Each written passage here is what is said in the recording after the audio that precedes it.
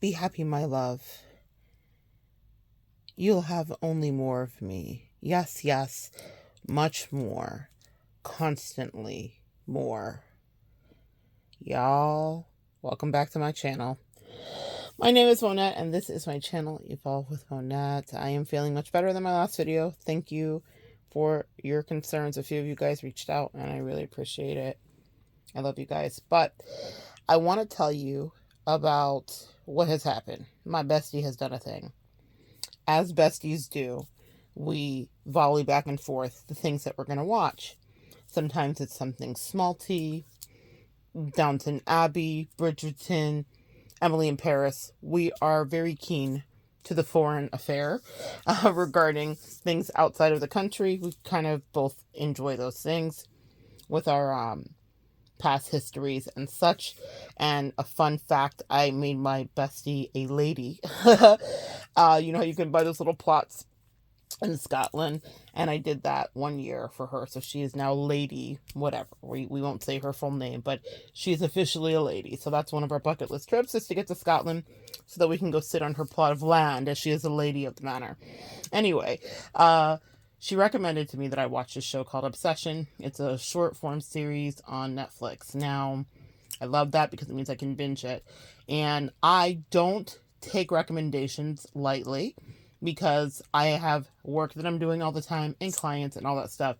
So to decompress into Netflix, sometimes I can get decision fatigue. It's tough for me to choose what to watch because there's so much, and then I just get like overwhelmed, as many of you guys can relate to, regarding Netflix and all the choices. That's why they make the suggestions for us and all the rest of it, right? So people recommend stuff to me all the time, but I am very careful about what I ingest, not just for some like lofty spiritual reason, just because I don't have time, like I'm busy. So my bestie's like, you have to watch this, girl. You need to watch it. So I'm like, okay. So I am about a full show and almost a third in. And that's the line that I began with. That's the last thing I just heard.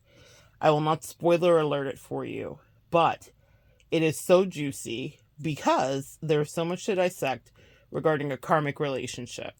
And that's why I was guided literally by my angels, yes, even they watch Netflix, to come and talk to you guys about this before it ends, because I definitely have my predictions. I didn't read up on it. I didn't do anything. No cheating, no cliff notes. I'm just in for a penny, in for a pound. It's set in London, I believe, which is very appropriate because I was just there. How fun. And bucket list stuff for me and Bestie too. But it's interesting because, my God, there are so many lessons here. And one of the things that I'm highly focused on is the seduction that's at play. And you guys know that I have definitely talked to you guys about The Art of Seduction, Robert Greene's work, and we definitely go through the 48 Laws of Power, also other works by Robert Greene. And what Anna, the main character, for sure, it's giving main character energy, has done and is doing is dastardly, diabolical, and like textbook seduction in every way. And I'm going to break it down in another video. So if you want to learn how someone may have manipulated you, or hey, hello toxicity and duality, if you want to learn what to do, it's powerful. It's powerful stuff. You know, there was a study that just came out a few days ago that everybody was kind of joking about that says men statistically say that crazy women are better in bed. We know that this is not just a trope or a stereotype. Who amongst us has not slept with someone who was left the center of right and the sex was probably incredible, whether it was a woman or a man? You know, fortunately, I've got to sample both both sides of crazy, but crazy women specifically are something that I remember completely, and I know exactly what the enthrallment is. But a lot of us that have been ever triangulated in a karmic relationship, we're usually we're usually triangulated with a karmic. And a karmic person is someone that is literally a soulmate that's assigned to come into someone's life to disrupt it, because it's a test. This is just a test of the emergency broadcasting systems. And it's something that I pay so much attention to because I have to in my line of work, because I'm counseling a lot of you guys that are dealing with third-party dynamics, and I have to make sense of it for you. And guys, guess what? Spoiler alert, I had to make sense of it for me. So my angels allow me to go through through having a karmic who was obsessed with me, having a karmic who was stalking me, gang stalking me, who was more into me than she was the person that she was trying to quote unquote take from me. It was no fun when I wasn't there, but that karmic threw everyone's life into despair. But that was what she was assigned to do. She put me into an arc in my life that made me tell the truth to myself about my sexuality, about who I was, about who I wasn't, about what I would and wouldn't accept. And so that's a spin on a karmic that I want to offer up next as I create the next work that I will regarding communicating about what I see here in this movie. Now, it may not be that lofty, and it may just be purely schmaltzy, and it could be left there. I'm not sure yet. But as I was captured and like literally captivated by what she's doing, the way she's deftly playing everybody, and what she's doing specifically is aligning to the primal energy that is in all of us. One of the things that she's doing brilliantly is suspense. And it's so fascinating to watch it play out. And so I'm going to definitely teach you guys about this and know that maybe it's something that's been done to you. But if you've ever been triangulated with a karmic or ever had a third party situation where someone cheat on you, someone chews up, quote unquote, on you or choose someone over you, understand that that karmic had work to do too. Now, I am no longer in the throes of, like, I don't feel any, animosity towards the karmic because she in a way was a gift to me in that I needed to finally see my partner's reality. Also, we are human, and I needed to understand that there but for the grace of God go any of us, including me, meaning that I've been offered temptations and I have had my same opportunities. In fact, when you talk about twin flames, which we now hate that word, right? There's such a level of toxicity associated with it. You are mirroring each other. So everything that my twin, my toxic, terrible, treacherous person was offered, I was offered too.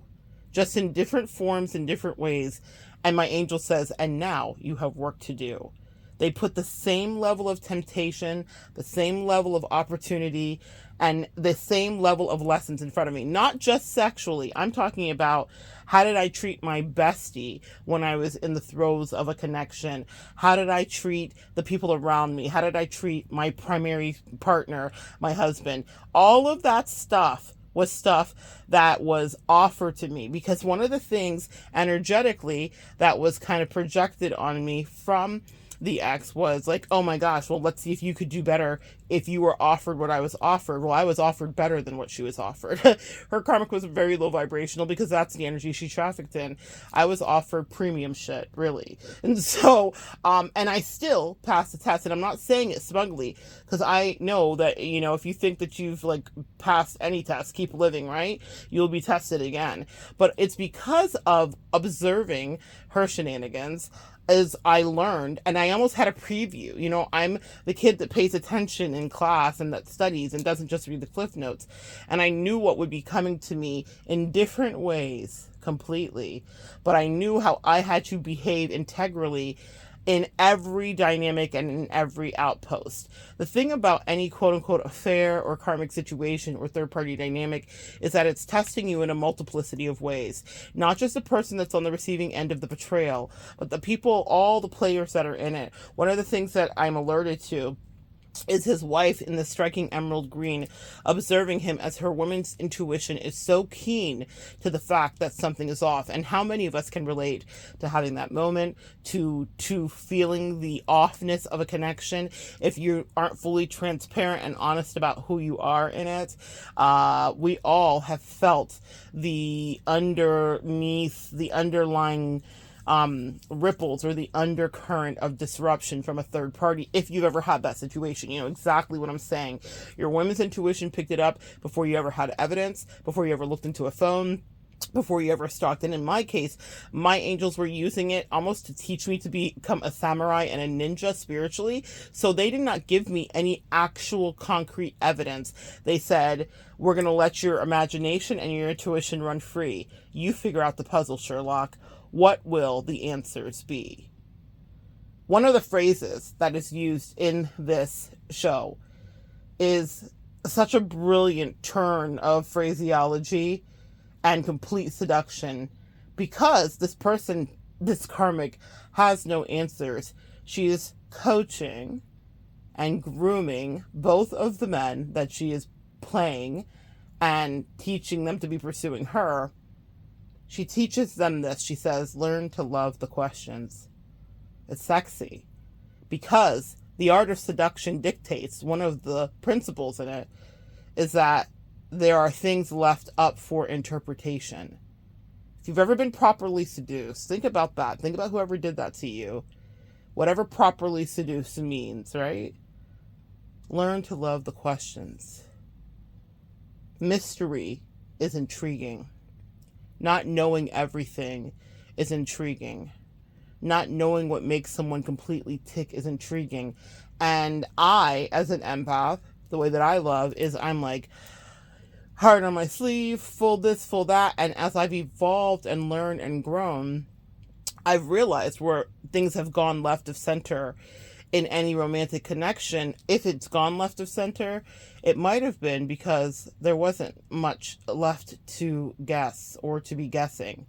I also have paid attention to the people that I've been attracted to and known that part of my attraction was because there was mysterious work to do.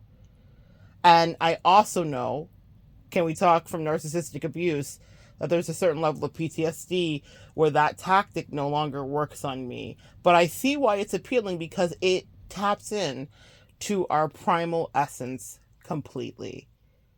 There's a human feral thing. There's a scene in the show where he is literally stalking her, but not in any scary way, but like rooting around and grunting and smelling a pillow that she's laid on.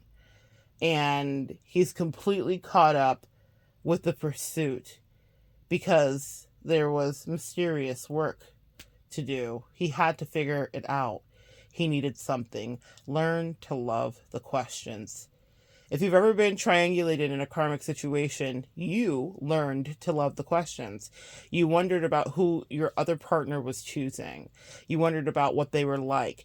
There are songs that are written about it. One of my favorites is a country song, I've Got a Girl Crush. And it was very controversial because, you know, the right loves to be scared of gay stuff. Anyway, in the month of Pride, I think it's very appropriate to talk about it, but they thought that it had too many lesbianic over and undertones, and really it was that third party dynamic where the intuitive woman always knows that something is amiss with her man. She had a girl crush on whoever her man was in love with and cheating on her with. She didn't want to actually sleep with her, but she began to become investigative and obsessive. Literally, the name of the series is called Obsession. That's on Netflix. How apropos. Any of us that have ever been triangulated in one of those situations knows how your obsession can grow. And because my angels wanted me to get it one and done properly, they gave me a karmic who was a Scorpio. And what that means is Scorpio literally rules the 8th house, which is the occult, which is taboo, which is obsession, which is power, control dynamics, which is other people's money, and which is sexual enslavement. Actually, there is a way that this, I don't know if I call it a protagonist, the main character here, definitely plays with people's desperation, despair, and their longing. She gives them permission to give her permission. It's fascinating. There's a scene that flashes where they're practicing sabari, which is rope play, during a sexual activity. And she is dictating to him the questions and the permissions that he needs to give her. It's like a reverse dominatrix submission.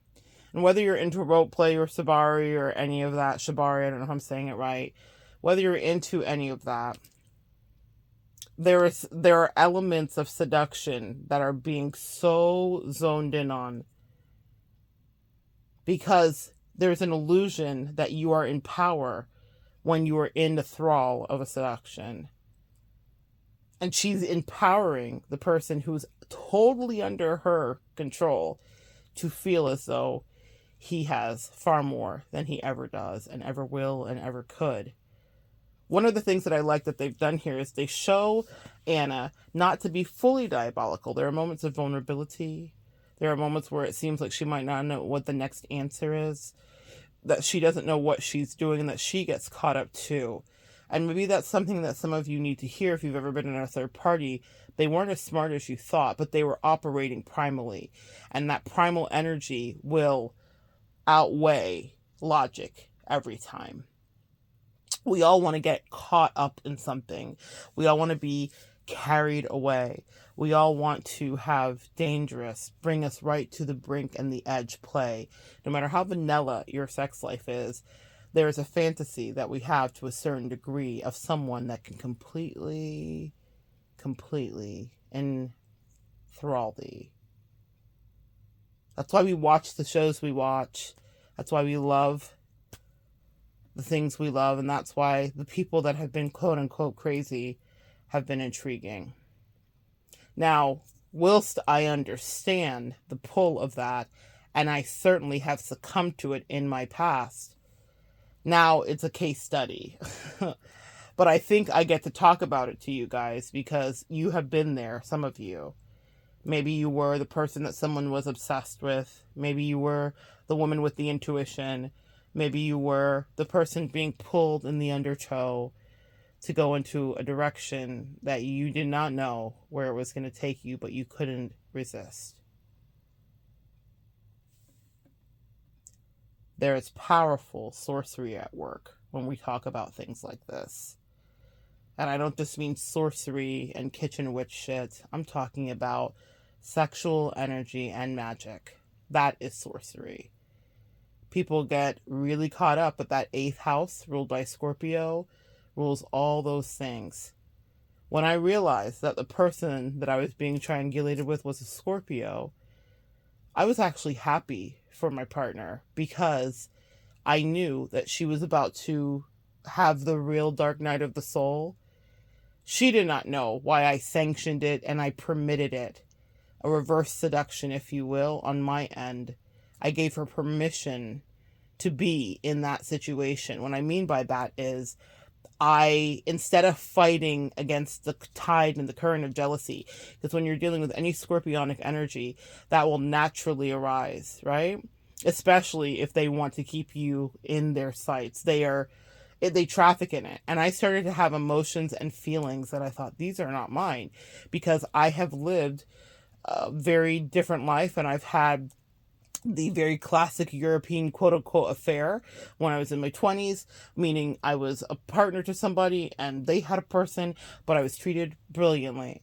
So I was taught how you manage that and was literally the word would be groomed, but that's the truth. I understood how to manage that situation. And even with all of the rules that we put in place, feelings and primal energy still took over, because that can never be erased. That will always rule the day.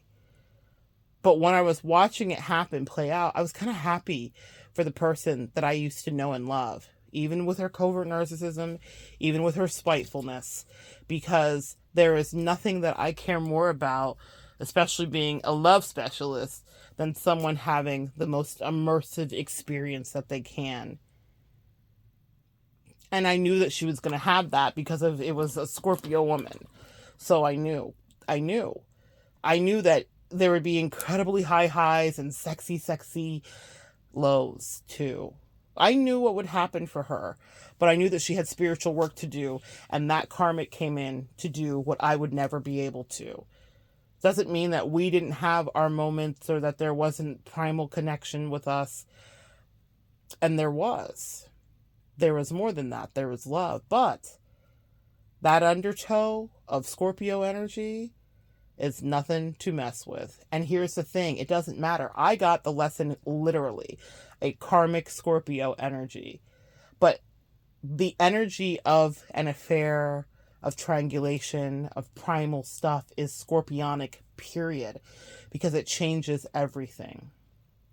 There are people that I counsel that are in poly dynamics, and they manage it, and they're people popping in and out, soulmates popping in and out, lovers popping in and out, all of that stuff.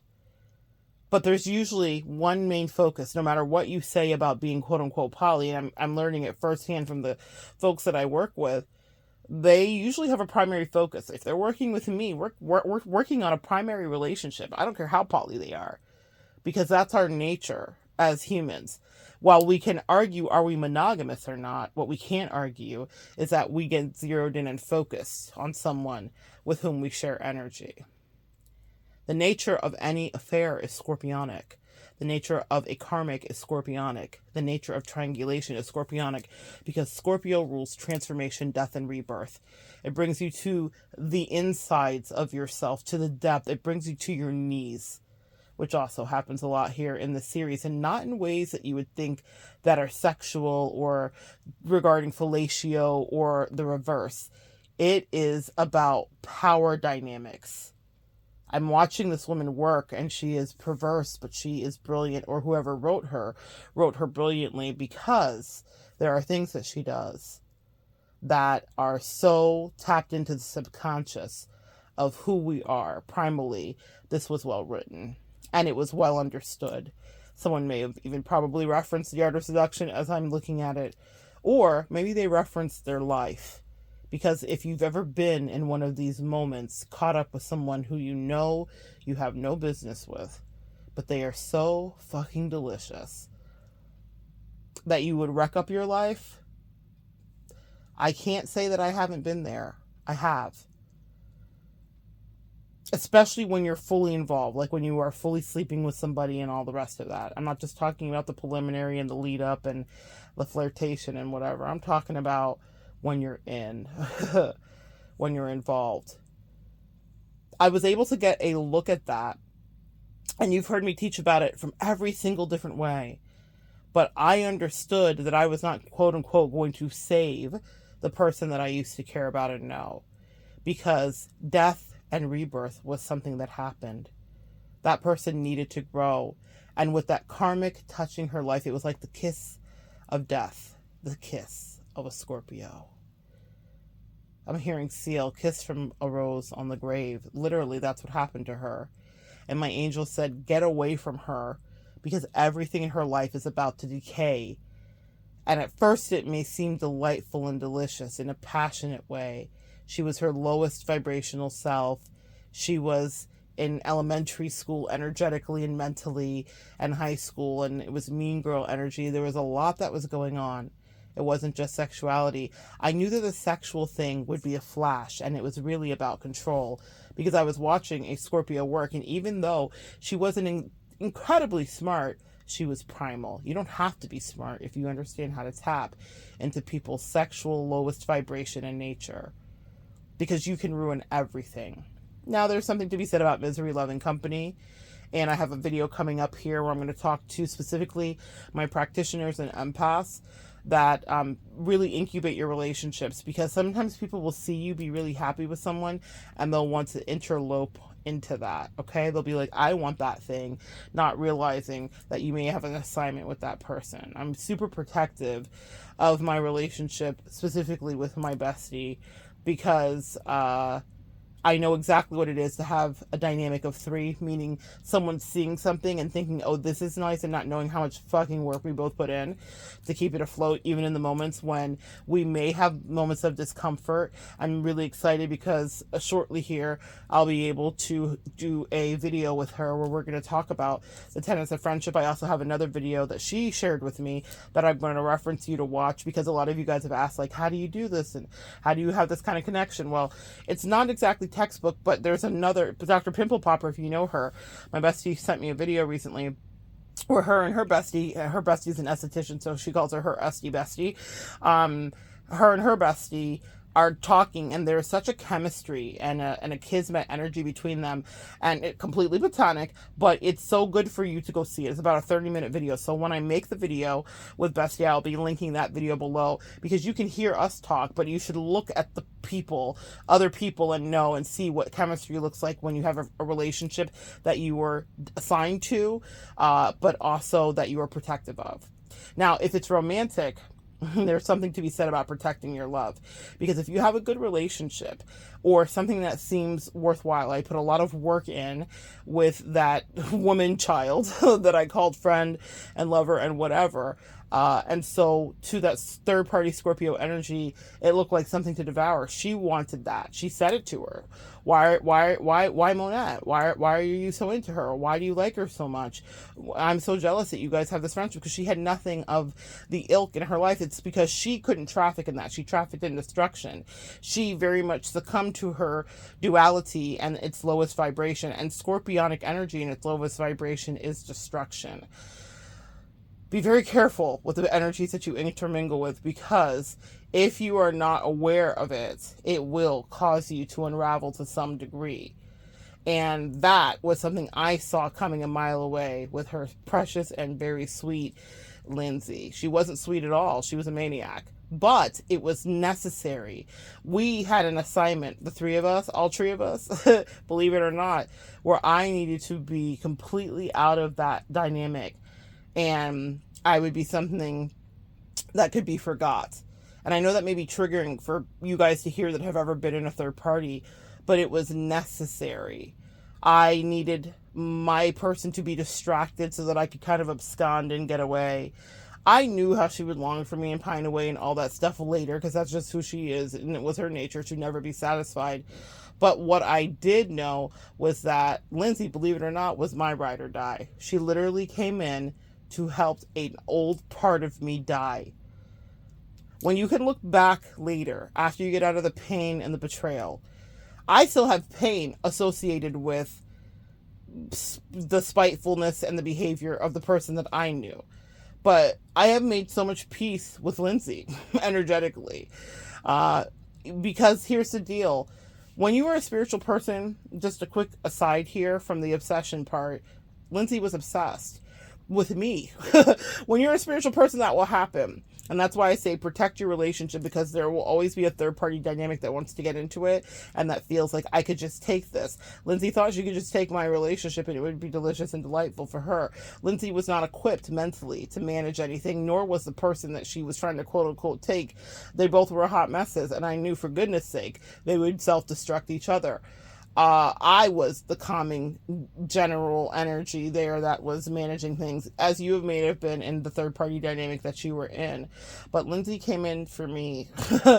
I knew that my friend would get to have the delicious energy and the sexual power and magnetism, but I knew that it would be short lived, because the real work would be about bondage. And the very thing that my person that I used to know was terrified of would be the life that she was committed to, being in a loveless connection with someone that hates you as you hate them, but now you both are stuck to each other because they live in Alabama and they cannot be free in their sexuality. They could never live my life and be honest with their spouses and talk about what they really like and still be free. They could never be me, so they needed to be with each other and be in that misery.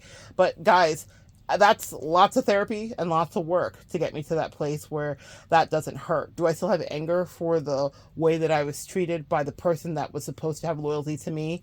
Oh, you bet. Absolutely. So I'm never going to lead you down some candy rose path and tell you that it's all kumbaya and Buddha. But regarding the third party, I don't. I'm grateful. I'm very grateful, because she showed me the thing that had been hidden. She allowed the mask to slip. She was like, oh, hold up, wait a minute. Y'all thought I was finished? And she let me see who my partner really was and wasn't. And that was important for me in order to grow. Bye, sweetie. Bye, squirrel. Have a great day. Love you. That was important for me to grow. That was important for me to evolve. Even just then, I'm in my home, I'm in my office, and my husband is leaving for work. What happened with my triangulation situation happened because those two could never live that truth. I'm talking to you about an ex-lover. I'm not censoring myself. I'm talking about my desires. I'm talking about my sexuality. And then my husband very normally pops in to say goodbye to me on his way to work. The reason that those two needed each other in their misery is because they could never be honest with anybody. Not themselves, not their family, not their other lovers, not each other. I am integral through and through. Doesn't mean I'm perfect, but it means that I don't hide who I am or what I do. I don't hide that I'm a bisexual woman or that I'm attracted to women. I don't hide that I have soulmates. I don't hide anything. My husband knows exactly who I am. I don't have to censor myself. And when I was looking back at that situation, I felt like sad for them. I'm like, you guys have to have each other because your sexuality is the secret. And it wasn't about, you know, like they can come out when they want to. And I understand that they're in a social construct and blah, blah, blah, blah, blah. If I had any compassion or cared about them and they weren't total assholes, I would almost feel for them because not all of us have these freedoms. And depending on the regions that we're in, we don't all have these freedoms. But here's the thing. And this brings me back to the point of the twin flame mirrored dynamics. I am a Black woman who has lived primarily all throughout the Bible Belt in the South, from Kentucky to the Carolinas to Georgia to Alabama, the place where Martin Luther King couldn't even make a difference. And I have never not been myself, a bisexual woman who loved who I loved, much to a lot of judgment. And I've never not been myself, a spiritual, metaphysical woman, much to people like yelling at me over bathroom stalls and telling me that I was the devil and evil. So I know that it can be hard to stand in your truth, but I know it's something that you can do because I've done it in the face of all types of rejection and adversity. Happily, the odd one out. Look, there she goes. That girl is strange, no question. A quite peculiar mademoiselle. It's a pity and a sin that she doesn't quite fit in. Very different from the rest of us is Belle. Some of you have been Belle. I have been Belle. Not in the magical, mystical way. Now we get to the second half where there's a lot of magic and beauty, but the first half sucked. Can we say that? So I know what it is to stand in my truth and to be rejected and ostracized and be treated badly, from racism to sexism to bigotry. So that's why I didn't respect my twin's trajectory and journey, but it was her journey to go on because I stood in my shit. And I stood up for myself and I articulated myself, and I didn't even get into a marriage until we had the conversation about what it meant for me to be bisexual and are we still going to be married. My husband wisely, prior to that happening, asked me a question. What does this mean for us if you still like women? I said, well, it means I still like women. It means that. But it also means that I understand that we have a contract. And we'll figure out what the rules are and what they work for us. And I promise to never hurt you if I can help it. Meaning, hurting each other is something we will do. But when you create communication and open dialogue, you can avoid a lot of the things. And let me tell you, having had the European affair, even with the dialogue, when our primal energy enters into something, it all can't be deftly managed. Because our human emotions and attractions will take us off the reservation and throw us into another planet. So you can definitely put in contingencies, but once lust and passion get involved, then everybody is brought to their knees. Make sense? Obsession is a thing. I look back now with gratitude. I did a lot of work yesterday of purging. Thank you to my California client who sent me that beautiful video. My bestie sent me some beautiful stuff as well, energetically. I feel very loved and supported, but I had a heavy thing on me yesterday. You can hear it in my voice. I couldn't breathe. I was struggling with a really bad, day-long asthma situation. And I, worked through it, prayed through it, did all the things, I'm a worker, so I worked through it. And I got it done. Thank God. I feel so much lighter today. But I had to come and pop in this morning and talk to you about this obsession thing, because I think it's an interesting turn of play. And it makes me think about all the things I went through. And it makes me proud because empaths like you, we study. We don't fail tests because we haven't paid attention. I passed my test.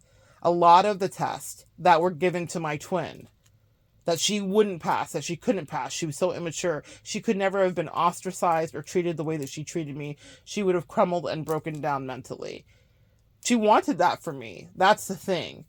So while I don't have vitriol for the third party, I know the third party, if the third party could sit down and have a drink with me and talk to me, she would be dying to do it. She wanted to be me. We are an example of divine femininity. She could never. It is what it is. She's probably watching. Here's the funny thing. I knew that, I knew the stalking nature of my ex, and no narcissist ever wants to let you go, so they always stalk your life, right? But you know who I knew was really committed to me was Lindsay. I was like, Lindsay, it's so nice to meet you. We are going to be traveling through life together because you're going to stalk me forever, aren't you? Excellent. Well, let's give him something to talk about. So I understood the assignment. I understood when she came in that was the thing. In the video that I'm going to make, I'm going to tell you guys, if you fall in love as a practitioner, there will always be, it's almost like people's spirits jump bodies. And I know it seems like a weird thing, but I'm friends with a lot of practitioners, and we talk about this all the time, how whenever we fall in love with somebody, that there's always some third party dynamic that comes in, and it's like, did this bitch follow me from a past life? In fact, they did. There was no reason for Lindsay to be obsessed with me the way that she was or any of that. But it was because there was someone that I loved. And she thought, I remember you from a past life. We have work to finish, yes? And in this life, it worked out really good for me. They both were steeped in their misery. But I got to be free and live the best life. And it gave me so much clarity. I wasn't having clarifying conversations about my husband, about my sexuality after them. I had them before. They could never relate. They could never be in the connections that they were in. With Lindsay's husband, Lindsay, you wish, sis. You wish you could have talked to your husband and just been like, I still like bitches. You couldn't do it. And that's why they were obsessed with me. How could I live my truth in this way? Sometimes we'll be examples for people that are here to rain havoc and that want to play in our face and create terrorizing moments. But we are examples of living your truth and being integral and speaking and communicating clearly. That is exactly what I was for them. They could never be me. They could never touch me, ever. And I wouldn't even allow Lindsay to be in my presence physically because I knew better. I knew I was dealing with demonic and low vibrational energy. But after all of that was squeezed out and she put it all into the person that I used to know, I knew that she would be a sad puppy that would follow me wherever I would go. That's the truth about the karmic dynamic. You might think like they are so big, bad, and scary. And at first, when you were fighting in the dark, it is terrifying. Because you're like, why is someone stalking me? Why do I feel this energy and hate? Well, the twin had invited her in. That's the thing about being vampirized or obsession of any kind. There is an invitation. I pay a lot of attention to that now, understanding my human design as a projector. Invitations mean everything to me. Even the way that I deal with people, past soulmates, when I've looked over it, from flirtation to connection to conception to actually like meeting, like invitations mean something. But here's what you need to know about spiritual warfare. We sometimes invite demons and vampires in. They are invited into your life. You have to be so careful with that shit. Because even when you think you pass a test, the angels are like, here's another one, and another one, and another one, DJ Khaled. And I'm trying to win, no matter what. And the angels are like, well, do this next quick test real quick. And get back to us. Good luck. No one has the answers and no one has it completely. So I don't stand in any smugness when I talk about that old Lindsay and my old twin. But I understood what I was given. And then I understood that scorpionic energy was there to reset something completely. A lot of people want to get in the fight in the trenches. I'm going to fight for my man. As I'm watching the series, I can see the fight starting to rise in the wife. She doesn't even understand what she's fighting against. She just knows something's off and her husband is gone. He's falling in love or into lust and obsession. Even more dangerous. So I want you guys to hear that. If you are in the beginning of some triangulation, because girl, thank you, Jesus. I went through my dark night. I did it so that I could teach you about this from the light perspective. But also know you got to get grimy too. There is a duality in you as well. I was not going to sit there and wrestle with those two pigs about nothing. My quote-unquote partner and my twin was basura. I did the bulk of the heavy lifting, the giving, the loving, and the communicating. I made her feel good. I juiced her up so good that she thought that she was going to take my energy and and bless someone else. It didn't know that it would be a disaster. Couldn't maintain anything if she wanted to. But I knew what I did. I knew the work I had to do, and it was designed that way. You could say, well, that's not fair. How come? Well, what happens for you? What do you get? Well, I ended up getting other connections and relationships that were far better. That's what I got. You may not think that that will happen. So if you're in it and you're like, but I put so much work into this, I was like, fuck it. Have her, sis. She's not worth it. I knew that she was to a certain degree worthless, that the worth that was in her was worth I had ascribed via my codependency. Message. That's a hard thing to say and hear, but maybe someone here needs to hear that. The reason she mattered so much to me is because I was deeply entrenched in my codependency. She was just a physical body that I had attached it to. And I hadn't gone to therapy and I hadn't done my healing. And I thought, oh my God, how do I live my life without you? Well, turns out much better, much more prosperous, much happier, much more clarity, less gaslighting. You know how those commercials are like, now with less sugar, all that. My life is so much better without her in it. She was an albatross. She was not a thing that offered value to me. She was a figurehead of control and codependency and narcissism. She was a lesson, and we agreed. She was a soulmate, y'all. I'm not triggered by the word soulmate because I know they come in all shapes and sizes and flavors, and they're delicious. But here's the thing. Sometimes they can be vicious. And she... You know, I watched that movie, Megan. I've been traveling a lot lately, so all those in-flight movies. And I watched the movie Megan about the android, robot doll that, goes rogue and does, funny, crazy dance. And it's weird. Anyway, and creepy. Megan had an override in her. My twin, and some of your twins too, had an override in them where they were always meant to turn against you. That was always what was meant. There was no other purpose to the person that I knew other than for her to go left so that I could get here and communicate with you.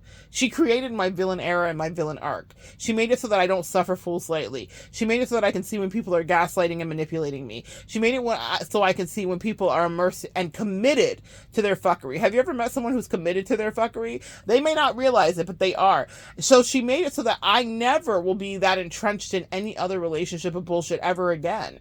I can't unsee what she gave me. She gave me so many beautiful nuggets, not on purpose, because what she wanted to do was spite me and compete with me and, downtrodden me and hope that I did the worst, that part. So she was not some paragon of gifted communication and magical education. She did not wish well for me. What I did was what we empaths do, was transmute toxic bullshit energy. That part. So I learned so much because she left me with a garbage dump. And she was so unavailable, so unwilling, so uncooperative. And because of that, now I have something to give to the collective. I guess we should send her a fruit basket. Anyway, that's what I wanted to share with you. We'll get back into the obsession part, but that karmic did you a favor, boo. Believe it or not, set me on a course of prosperity, emotionally, energetically, and romantically. It cleared up so much for me. I will never accept less. I will never accept bullshit. Even if I get a little caught up for a minute, when I start to see traits that remind me of my ex, I'm like, this isn't it. This ain't it.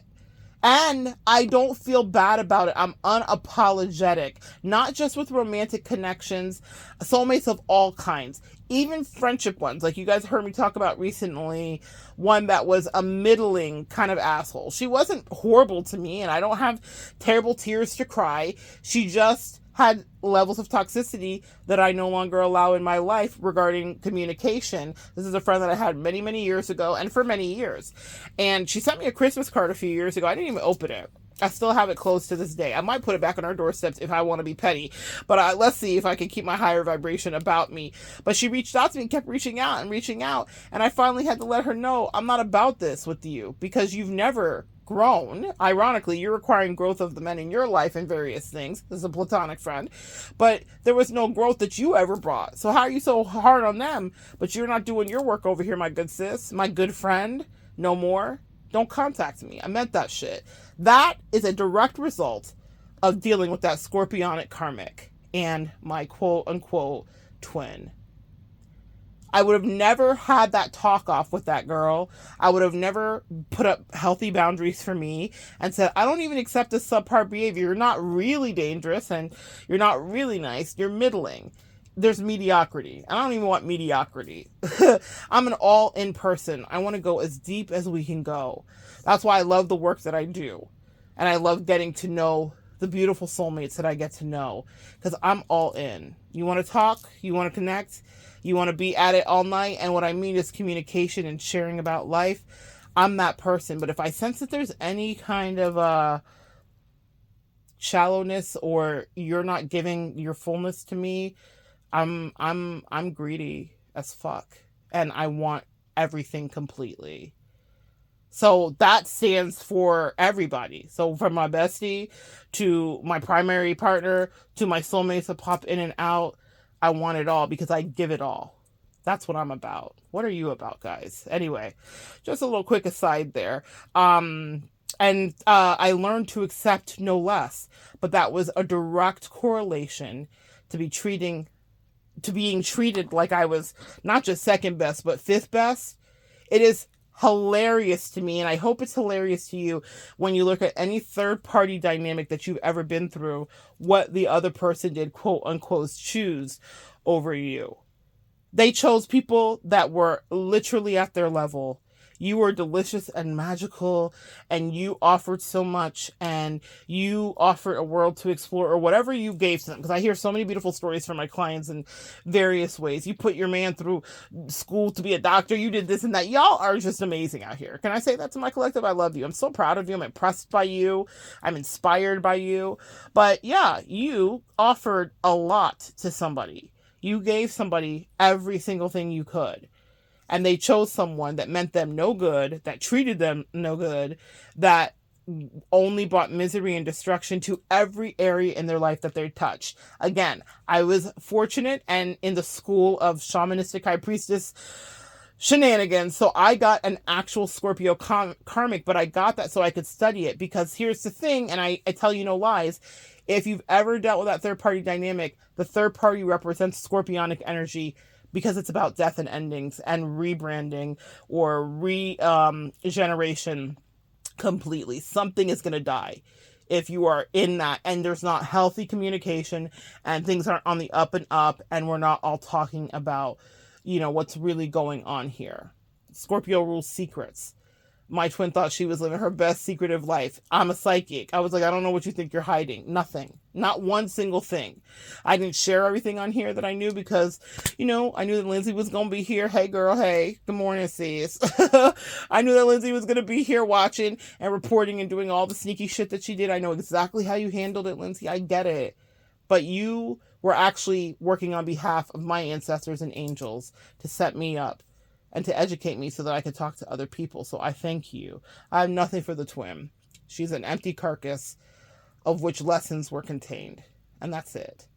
I don't have any, I have more compassion for the karmic because she was just on assignment to be a devil, and that's another thing. And I'll leave you guys with this. If you are triangulated, try not to take your energy out on the person. I knew how obsessed Lindsay was with me. I knew how she felt about me. I knew that, what I really wish is that I was as ballsy as I am now then, because I would have loved to tell my twin bitch, this bitch doesn't even like you. She obsessed with me. That's the part that I missed. That's my internal petty. I really wish I could have really been like, pay attention, wake up. It's not what you think it is. But anyway, didn't get that opportunity. But what I will tell you is that you learn to value that third party. I know that sounds nuts because she taught me so much about how to be a spiritual ninja. It was great. She didn't do anything for me. She hated me, was hating on me, was being gaslighting and gang stalking and weird. But it brought me here. And I got completely away from them. And I would never, ever, ever, ever be in their energy because they're low vibrational and they weren't going to do their work. Sometimes you're in a relationship for a long time with somebody and they never see your worth.